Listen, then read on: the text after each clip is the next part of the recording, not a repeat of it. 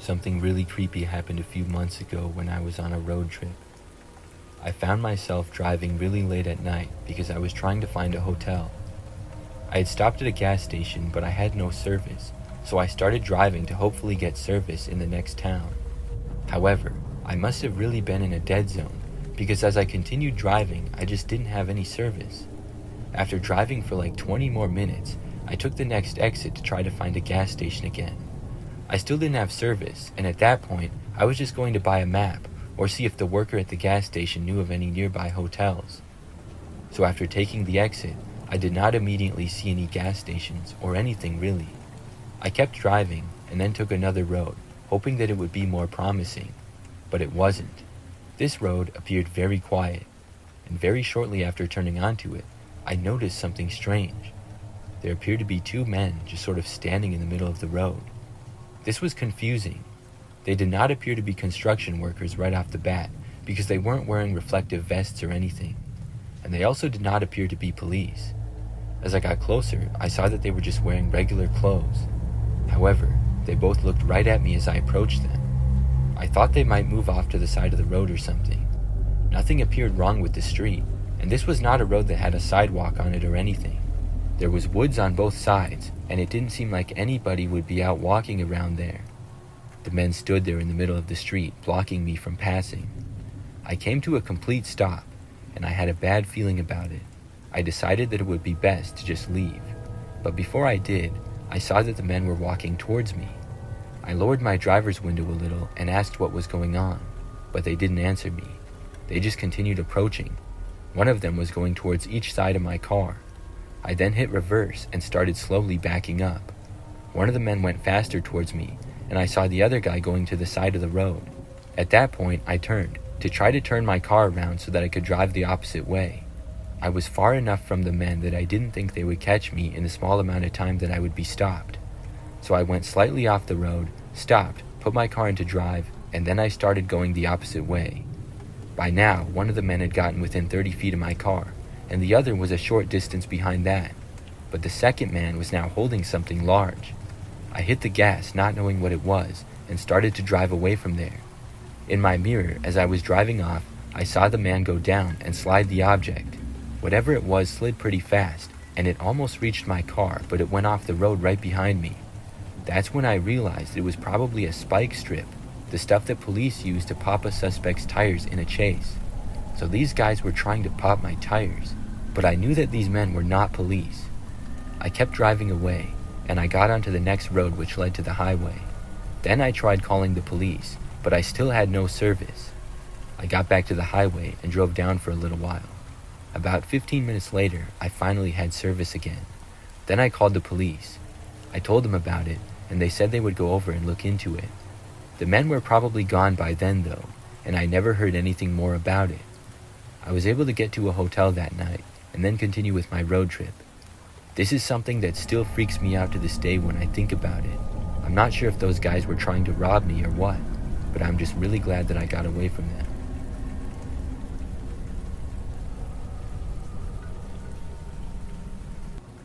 One night in the middle of nowhere, I had a freaky situation happen to me. I was visiting my grandma, who lived out in the middle of nowhere. She had a house on the lake, and to get there required driving down a long dirt road for many miles.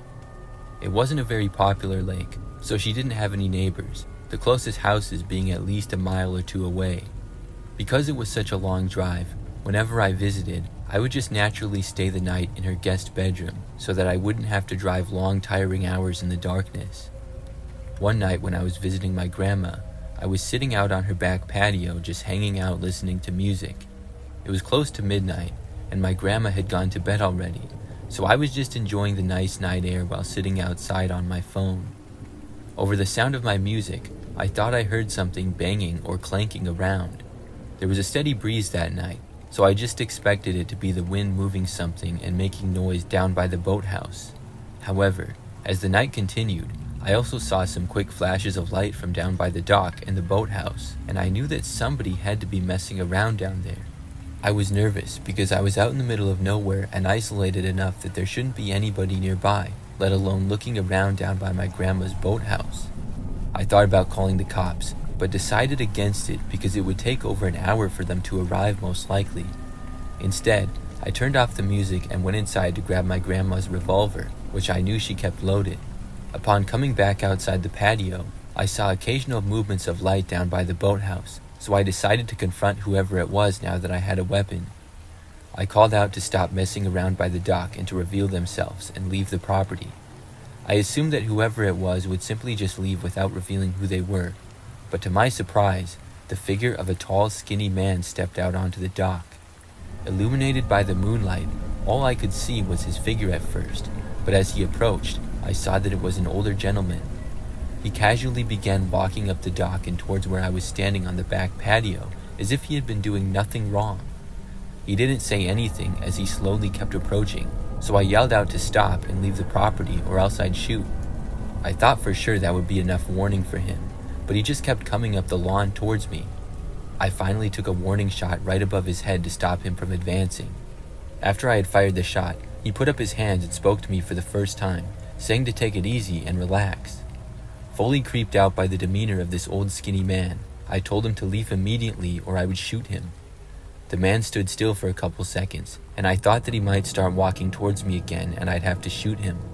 However, he turned back and walked out into the woods, back down to the left of the dock, and disappeared. I was worried the rest of the night and didn't get much sleep, half expecting him to come back, but he never did.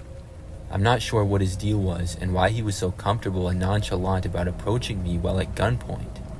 The following morning, I warned my grandma about it, just in case he ever came around again.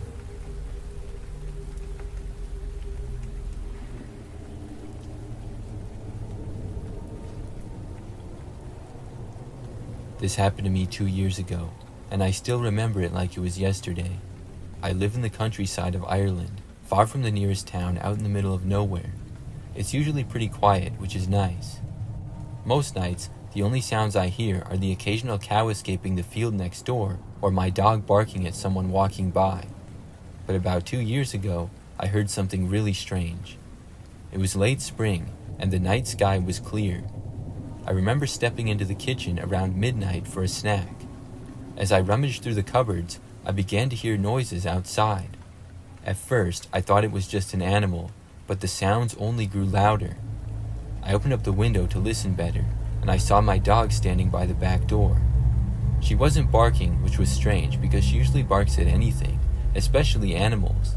Instead, she was focused on the forest behind our house. The noise was hard to describe, but it was like metal being scraped, but it had a croaky quality to it. I didn't like it, and the fact that my dog was scared made me uneasy, because she was a big dog and not easily frightened. I couldn't understand what could be out there, so I decided to bring her inside and go to bed. But as I lay in my room, the sound seemed to follow me. It shifted to the front of the house, which didn't make sense. I shut my curtains, hoping to block out whatever was outside. Just as I got comfortable, I heard a tap on my window. It was soft at first, but then it became a steady tapping noise. It sounded like stones being thrown against the glass. I stayed under the covers, just listening and hoping that it would stop. It went on for what felt like an eternity, but eventually I fell asleep. The next morning, I mentioned the night to my neighbors.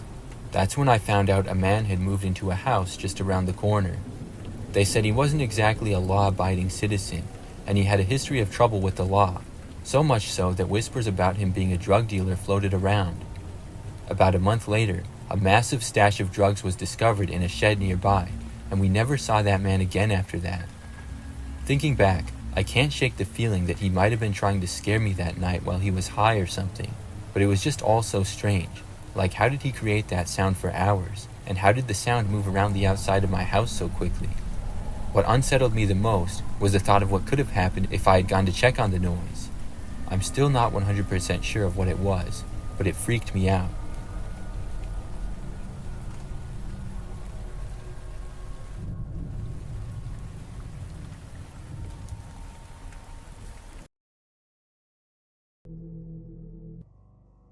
A long time ago, my job had an office near the Canadian border in Washington State. I often had to travel up there to help train staff. Being a bachelor in my late 20s and liked getting away for a few days, I was always up to making some extra cash by volunteering to go whenever help was needed up there. I would usually fly up there, but there were a few occasions where I would have to bring some equipment with me and would drive. This one particular time was about 17 years ago. We had bought a bunch of equipment wholesale and would have to be delivered, along with some other odds and ends, to our office in upstate Washington. Of course, everyone knew that I would volunteer for the drive. I would be driving a box truck up there and would have to fly back. Prior to this, I would always drive a company car or an SUV, but I wasn't too worried. The box truck wasn't that big. I always preferred to start my journey toward the end of the day because I'm one of those people who like driving at night. For the majority of my drive, it was uneventful. I only stopped at gas stations and the occasional rest stop whenever nature called. At some point near the California-Oregon border is when things started to get strange. It was approximately 1 o'clock in the morning. I had to stop at a rest area. It was probably the last one on the California side. In the far distance, I do remember seeing some truckers parked. But basically, the rest of the parking lot was empty. Now at this point, I wasn't really thinking anything was creepy or out of the ordinary. I get out of my truck and go to the restroom to take care of business. I took my time because I wanted to stretch my legs a bit. Once I made my exit and began walking back over to my truck, I noticed that there's a vehicle parked next to mine. This entire parking lot was open, and this person pulls up right next to me.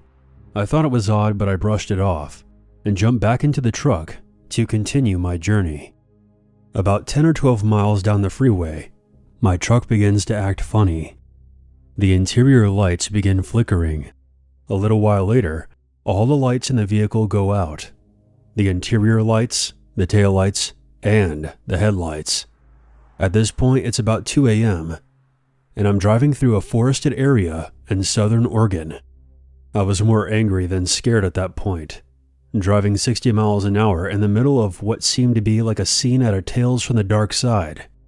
I pound my fist on the dashboard and scream at the truck. Almost instantly, everything came back on. At the next rest stop, I decided to pull over again. All the adrenaline made me had to take another piss. I jumped out of my truck and went to the restroom, although this time I didn't take as long inside. When I came back out, I remember thinking that I should stay there until dawn. As I approach my truck again, I see an older guy, somewhat heavy-set, gray hair. He was standing next to my truck.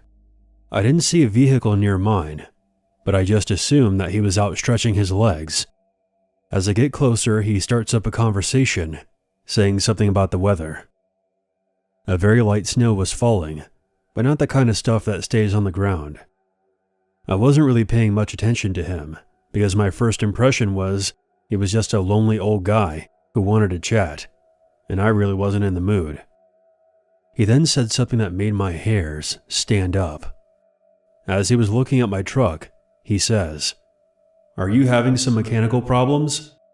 I stopped in my tracks, and I felt all the blood rushing to my head. I just said, no, it's working fine. I just stopped here to use the restroom." "Oh, well, I don't live too far from here. You're more than welcome to join me for a hot cup of coffee, or maybe you want to rest on the couch for a while." This guy had no idea who I was, and he was inviting me into his home. This kinda gave me the creeps, but I kept it to myself. So I basically ended the conversation with, "No thanks, I better get back on the road before the snow gets worse." As I was driving away, I see that he's walking behind the restrooms, so I think to myself, what the heck was that all about? My mind is racing and retracing my last few stops. How did this guy know that I was having mechanical problems with my truck? I suddenly thought back to the rest stop in California and remembering that car that was parked next to me. Could he have done something to the wiring of my truck while I was in the restroom? A few more miles down the road, I wasn't having any new problems with my lights, but I did have to stop at a gas station to fill up. In the state of Oregon, they don't let you pump your own gas, so while I was waiting for the attendant, I decided to go in and grab a drink. As I was waiting for my fueling, I walk around my truck and look for any signs of tampering, and then noticed up near the front fender of the truck, I could see some smears that I wasn't really sure of. I just told myself, "You're just freaking yourself out." As soon as the attendant filled up my tank, I jumped back into the truck, and just as I was pulling out of the gas station, I see a car parked in the corner of the gas station's parking lot. Someone was inside, staring at me. I tell myself that I'm just being paranoid, but this car looked a lot like the one that I had seen in California. Was that old man following me? Was he waiting for the right time and place to sabotage my vehicle? As I continued driving, the snow became a bit more concerning. I didn't grow up in an area that had heavy snowfall, but I did have a little bit of experience driving in the snow, but not enough to know when things became too hazardous. I looked out my rearview mirror and see a pair of headlights trailing behind me, which was odd because most drivers just passed me up, but this person was tailing me. I was already going well under the speed limit, and I slowed down a bit more, but still, the driver was not passing me. I was approaching Portland, Oregon. It was still dark out, and the snow was still lightly falling. I decided that I would pull over again, and maybe the car that was behind me would pass. I take the next exit, and in front of me is another gas station with a patrol car parked out front. I immediately pulled up next to the cruiser and got out. There was a lady police officer there, and I start making a conversation with her about the snow and the expected conditions.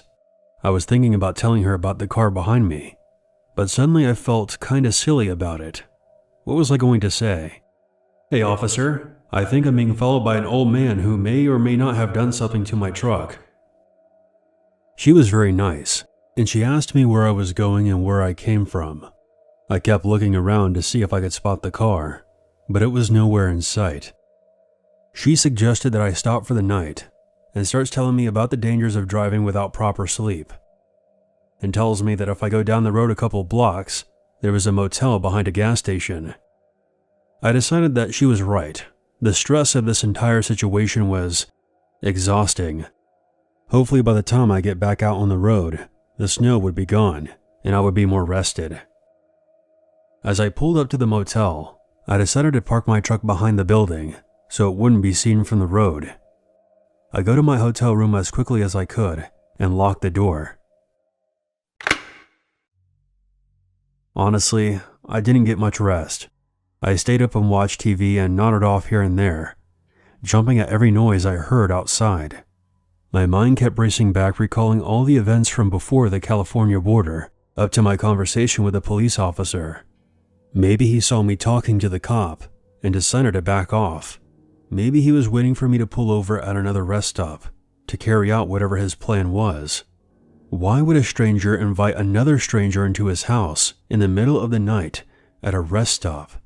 And why did he ask if I was having problems with my truck? This all felt too strange to just be a coincidence. Finally, at around 7 a.m., I decided that enough was enough. I got up, had myself a big breakfast before checking out of the hotel, and continued on my trip to the office. Thankfully, nothing else strange happened, but I always wondered about that night. Call me paranoid, but something deep down tells me that I interrupted that old man from doing something else to my truck at the rest stop in Oregon. Maybe he was part of a robbery plot for whatever was in the back of my truck. I guess I'll never know. I just feel like I avoided something terrible happening to me.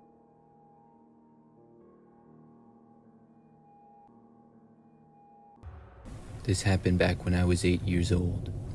Back then, I had a friend named Max. Max and I were friends from school and would hang out at each other's houses. I remember that one Friday night, I got invited to sleep over at his house. For the most part, Max's family had a pretty average house in a common neighborhood. The living room of the house was at the front end, and the kitchen was towards the back. The bedrooms were located upstairs. So I went to his house after school with my sleeping bag, toothbrush, and some other stuff. My mom was going to pick me up from his house the next morning. When I got there, I remember I had pizza with Max and his family and we hung out. Later on in the night, I don't remember exactly why, but for some reason we were going to sleep in the living room. Maybe it was because that's where the TV was, or maybe it was just because there was more space there. But both Max and I put our sleeping bags on the floor down in the living room. When it got late, Max's parents and sister went up to bed, and the two of us hung out in the living room. We didn't stay up that much longer though, because Max got tired pretty quickly. I remember that he got into his sleeping bag and was soon out. I, on the other hand, was not that tired. I remember laying down, getting under my covers, and closing my eyes, but for some reason, I just couldn't sleep. I really didn't feel tired at all. I didn't have a cell phone or anything way back then, so I was pretty bored. I was just laying there in the dark, looking around the living room, or trying to sleep. This went on for what felt like a really long time. I would say that it was at least 30 minutes to an hour. The house was very dark, and also completely silent. Then, suddenly, out of nowhere, I heard the sound of the garage door open. It was the door that led from the garage to the pantry, which was next to the dining room. When I heard it, I was really surprised. I had no idea who that would be. For a moment, I thought maybe it was Max's father, but I had literally seen everybody in his family go up to bed in the other direction. I also could not see the garage door from where I was. You see, the living room was completely closed off from that part of the house. You had to go around a corner and enter the kitchen. Then you would have a view of the dining room and pantry area. I could only see a small part of the kitchen from where I was, and it was the opposite direction. After I heard the door open, I briefly heard footsteps, which were really quiet, but then things were pretty much silent again. I quickly became really nervous, fearing that it might be an intruder. I was expecting whoever it was to probably walk through the kitchen and either go into the living room or go upstairs. Either way, that would be walking by me if they did. I laid in my sleeping bag and did not make a sound at all, but I did look over to the corner. I didn't see anything, but I was half expecting to see somebody walk around the corner at any moment. But as I continued to watch, I didn't see anyone. I did not hear anything more either. I definitely was not tired now. I just kept laying there, not knowing what to do or what was going on for the longest time. Maybe 10 or 15 minutes later, I still hadn't heard or seen anything, and I decided to wake Max up. I went over to him and tapped his shoulder.